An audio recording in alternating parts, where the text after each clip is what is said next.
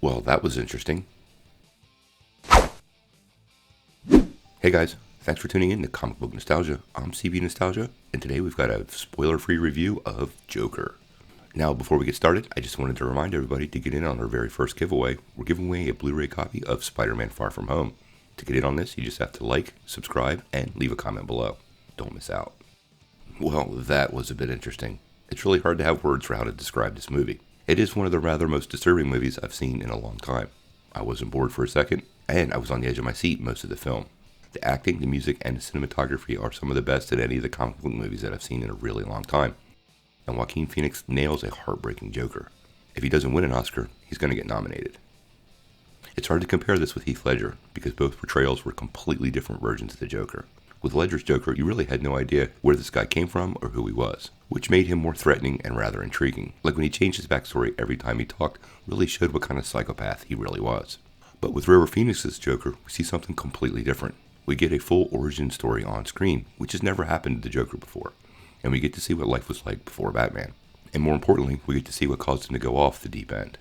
At least in this modernized version. Phoenix did such a phenomenal job making the Joker sympathetic, disturbing, and heartbreaking. You will honestly at some points feel sorry for the Joker. Now, this is not a movie for everyone. When I say it's violent, it's violent. Not only is it violent, it's dark, and it feels pretty inspired by real-world events surrounding us now. Many scenes are even almost a reflection of what's on the news. Now I get some of the issues some people have had with this movie. It kind of feels like the wrong movie for right now. It also feels kind of like the right movie to say these things. It truly is an indoctrination of our current culture and what's going on in the world around us. It has something to say about society, and generally what it says is not pretty. Todd Phillips was clearly making a statement. Now, as a general whole, I think this movie is going to split some people. This is going to be either you love this movie or you completely hate it. But I don't think you'll regret that you saw it.